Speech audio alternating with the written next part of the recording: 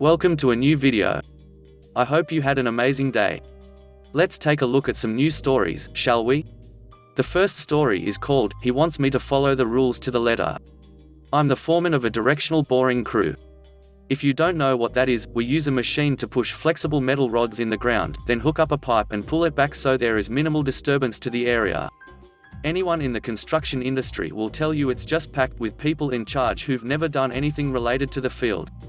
They tend to read the rules and go to a class and think they're the expert. We have a whole department of them. The safety office. Their job is to prepare presentations once a month to keep people from getting complacent, fight claims against us, prepare reports for the utility company, and everyone's favorite, random audits. There are a lot of pretty strict rules in place, and for good reasons. Wear your hard hat, no holes over 5 feet without stabilizing the walls, treat every pipe or wire as if it might be live, and so on. There are other rules that, if followed to the letter in all circumstances, are a waste of time, money, and sanity. The following is a story of one of those rules.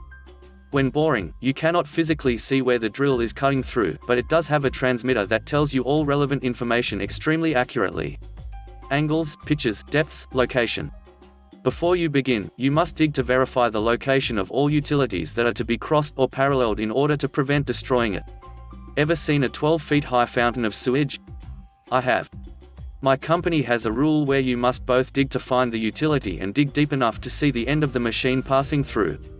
This rule is in place specifically for bores that require that you have little clearance on the existing utilities. Most sane people find this rule being black and white as ridiculous, and just dig to find the utility, plus a buffer zone to know that you aren't aimed at it, and roll on, since doing it by the book does not make anything safer and only costs loads of time and physical effort. I get a random audit one day from a new safety enforcer straight from college and everything seems peachy. I sign off and he goes on his way. The next day, I'm pulled into the office where my supervisor is waiting with a write-up from corporate. I had crossed a Verizon line that was 6 inches in the ground, where my depth was 4 feet, and hadn't instructed my crew to dig so they could see the crossing. I had broken a rule, so there was nothing I could do to fight it. The report was sent to corporate, so my supervisor couldn't fight it. 2 more and I'm gone. My next job was a simple gas service to a lavish house on a densely wooded hillside. Gas services need to be done in one day to make a reasonable profit.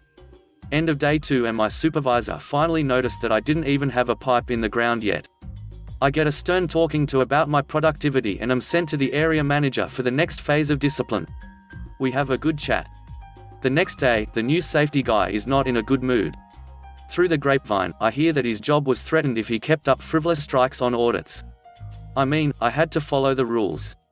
It wasn't my fault that I had to dig 5 test pits on a 30-year-old cut cable line snaking its way just under the pine needles in my path. The next story is called, "Welcome." This happened at least 15 years ago when I did a work study in China.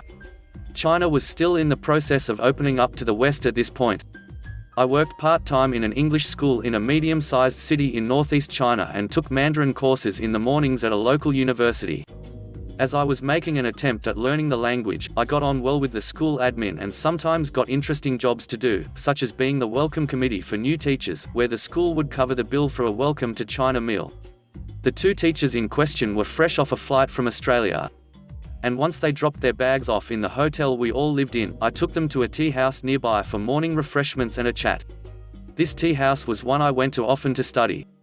There was a door fee that let you stay for up to 24 hours, and which covered all the non-alcoholic drinks you could drink and all the snacks you could eat.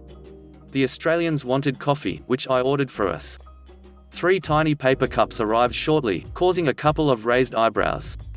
Each cup contained a small mouthful of coffee. After a long-haul overnight flight to a different continent, this wasn't going to cut it for my new jet-lagged friends, and I called the waiter back to ask if it was possible to get a couple of large mugs of coffee. Bear in mind, all the drinks were covered by the door fee. This request seemed to blow the waiter's mind a little bit. After a few moments in limp mode, he stammered out that he didn't know if this was possible, and disappeared to talk to his manager. I explained what was going on as we watched them discussing heatedly on the other side of the room. The waiter returned and apologized that he wasn't able to do this. I asked why not, since we could just sit here all day drinking little cups of coffee instead? He went all deer in the headlights again and went back to the manager. I updated the Australians and we watched things unfold. This time the manager came over too. I had spoken to him once or twice previously and had the distinct impression he didn't like me, maybe on account of me being a white guy in China. He told us pretty bluntly that we couldn't have mugs of coffee, then rudely turned and walked back to his manager booth. I could tell the Australians were about to start making a scene, but I held out a hand for a moment's patience, as I had an idea. I asked the waiter, who was still standing there, if he could bring a dozen little cups of coffee and 2 empty mugs. Confronted with a request he could deal with, he immediately brightened and went off to get what I asked for. I filled in the Australians again. The waiter brought a tray covered in little paper cups and 2 empty mugs.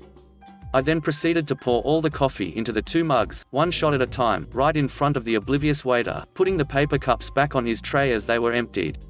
Then I handed the mugs over to my 2 very bemused colleagues. This whole time, the manager glared at us from over the parapet of his booth across the room. The last story is called, You Want Me to Repeat? So, this happened a couple of years ago now. I used to work as a security guard, never at clubs, mostly just music festivals, sporting events, and corporate buildings in the city. Anyway, every year, the company I worked for provided security for an international sporting event that took place over 2 weeks. Now, this sporting event is held in Australia during summer's peak. Anyone who experienced an Australian summer will know that temperature can climb to the mid-40s Celsius, which is scorching.